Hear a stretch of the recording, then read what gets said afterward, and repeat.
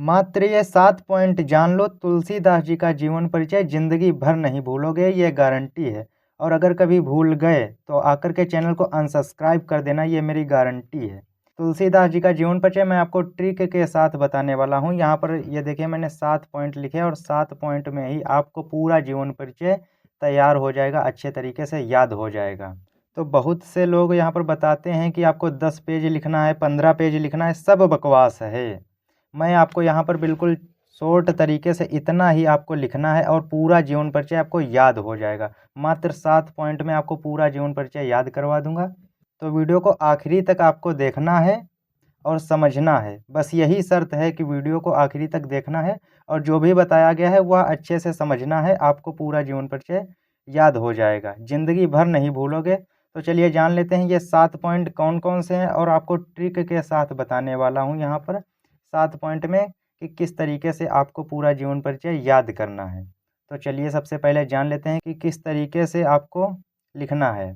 तो यहाँ पर सबसे पहला पॉइंट क्या है? सबसे पहले पॉइंट में हमें यहाँ पर लिखना है, जिनका भी आप जीवन परिचय लिख रहे हो तो यहाँ पर लिखना है नाम। सबसे पहले आप लिखोगे नाम। अब तुलसीदास जी का क्या नाम है? तुलसीदास जी का तुलसीदास नाम है, तो यहाँ पर क्या लिखेंगे? पूरा नाम क्या है? गोस्वामी तुलसीदास। तो नाम के आगे लिखेंगे यहाँ पर गोस्वामी तुलसीदास। तुलसीदास, यह हो गया पहला पॉइंट। इसके बाद दूसरा पॉइंट में आपको लिखना है यहाँ पर जन्म प्लस जन्म स्थान। तो इनका जन्म कब हुआ था? यहाँ पर लिखेंगे जन्म। ये जन्म हो गया यहाँ पर। अब इनका जन्म कब हुआ था? इनका जन्म हुआ था 1532 ईस्वी में। और कहाँ हुआ था इनका जन्म? तो हुआ था राजापुर गांव में हुआ था। तो यहाँ पर लिख देंगे ब्रैकेट में राजापुर गांव। इतना आपको दूसरे पॉइंट में लिखना है। इसके बाद तीसरे नंबर पर क्या आता है? तीसरे नंबर पर आपको इनके माता पिता का नाम लिखना है। यहाँ पर लिखेंगे माता पिता। इनके माता पिता का क्या नाम था? इनकी माता का नाम था हुलसी और पिता का नाम था आत्माराम दुबे। तो यहाँ पर लिखेंगे हुलसी और पिता का नाम क्या था? आत्माराम दुबे। आत्माराम दुबे, इतना लिखना है। अब इसके बाद चौथे पॉइंट पर क्या लिखना है आपको? चौथे पॉइंट पर लिखना है इनकी पत्नी का नाम। तो यहाँ पर लिखेंगे पत्नी।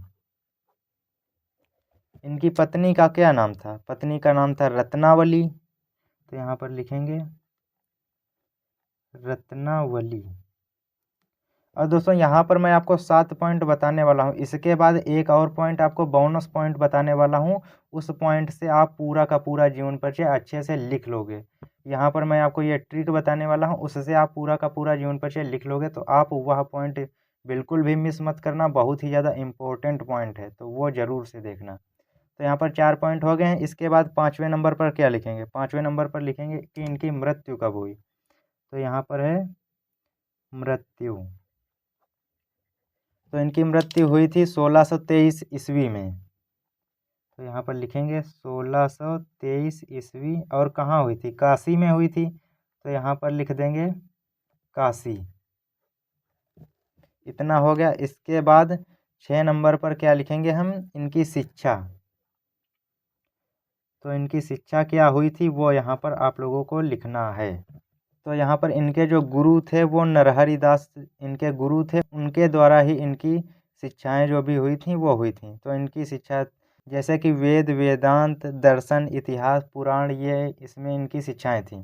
तो यहाँ पर लिख देंगे भक्ति की शिक्षा, इतिहास, दर्शन आदि। जैसे कि लिख देंगे यहाँ पर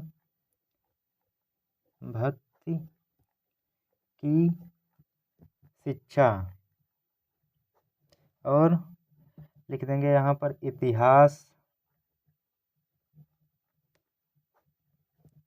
दर्शन आदि। इतना लिख देंगे इनकी शिक्षा में। इसके बाद इनकी रचनाएं लिखेंगे। सबसे इम्पोर्टेंट पॉइंट है यहाँ पर रचनाएं।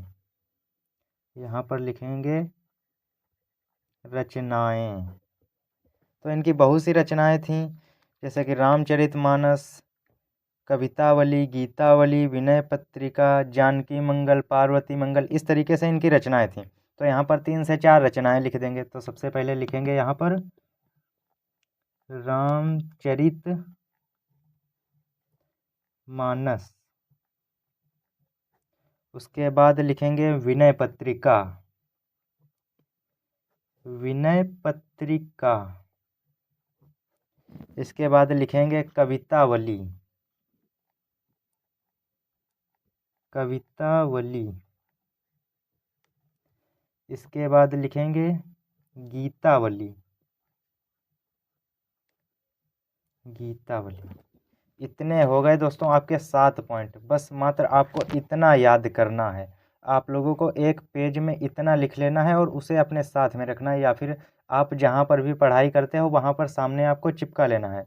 यानी कि ऐसे रखना है कि आपको उसे बार बार देखना है, जिससे कि एक बार भी नज़र पड़ेगी तो आपको याद हो जाएगा पूरा का पूरा जीवन परिचय। कैसे याद हो जाएगा वो अब मैं यहाँ पर आपको बताने वाला हूँ। आपको पेपर में मात्र इतना ही नहीं लिखना है, आपको इतना इस तरीके से एक बॉक्स बना करके उसमें लिख देना है। उसके बाद जीवन परिचय डाल करके उसमें ये जो पॉइंट हैं ये वाले आपको काले पेन से लिखने हैं जीवन परिचय में। तो कैसे लिखने हैं, यहाँ पर जैसे कि लिखोगे आप जीवन परिचय डाल करके, जैसे कि गोस्वामी तुलसीदास जी का जन्म 1532 ईस्वी में राजापुर गांव में हुआ था। तो यहाँ पर 1532 ईस्वी और राजापुर गांव ये आप काले पेन से डाल दोगे। जो एग्जामिनर होगा वो आपको ये जो काले पेन से आप डालोगे इन पॉइंट को, तो वो यही नोटिस करता है। वह यह नहीं देखता है कि आपने नीले पेन से क्या लिखा है, पूरी कहानी इतना नहीं पढ़ने का टाइम होता है एग्जामिनर के पास। वह इतना ही पढ़ता है जो आपने काले पेन से लिखा है, जो हाईलाइट किया है आपने। तो आपको यही चीज़ें हाईलाइट करनी है, जिससे कि आपको एग्जामिनर पूरे नंबर देगा। तो कैसे आपको लिखना है पूरा, तो इतना लिख देना आपको कि गोस्वामी तुलसीदास जी का जन्म 1532 ईस्वी में राजापुर नामक ग्राम में हुआ था। इसके बाद उनकी माता का नाम तुलसी तथा पिता का नाम आत्माराम दुबे था। इस तरीके से लिखना है। और आप पूरा जीवन परिचय एक बार पढ़ लोगे किताब से, तो आप इन पॉइंट के बीच में वो वाला जीवन परिचय बना बना करके लिख दोगे। तो यहाँ पर जैसे कि इसके बाद लिखना है, इनकी माता तुलसी तथा पिता आत्माराम दुबे थे तथा इनके जन्म के पश्चात ही कुछ कारणवश इनके माता पिता को इनका त्याग करना पड़ा। इसके बाद इनके गुरु बाबा नरहरि दास थे। ऐसे इस तरीके से दोस्तों आपको लिखना। तो इसी तरीके से आप पूरा ये जीवन परिचय लिख दोगे। आपको बस इतना याद करना है, बाकी बीच का आप लोग बना करके लिख देना, कोई दिक्कत नहीं है। आपको पूरे 5 नंबर मिल जाएंगे इसमें पेपर में। तो दोस्तों इसी तरीके से आप लोगों को अन्य जीवन परिचय जैसे कि सूरदास का है, जयशंकर प्रसाद का है, वो भी आपको इसी प्रकार से लिखने हैं, इसी तरीके से याद करने हैं। तो आपको जिस भी लेखक या कवि का जीवन परिचय याद करना हो, आप लोग कमेंट में बता सकते हो, मैं वही जीवन परिचय आपको बता दूंगा। तो आई होप कि आपको यह तुलसीदास जी का जीवन परिचय अच्छे से समझ में आ गया होगा कि किस तरीके से आप लोगों को याद करना है यहाँ पर। तो चलिए मिलते हैं आपसे किसी और नेक्स्ट वीडियो में किसी अन्य टॉपिक के साथ। तब तक के लिए जय हिंद, वंदे मातरम।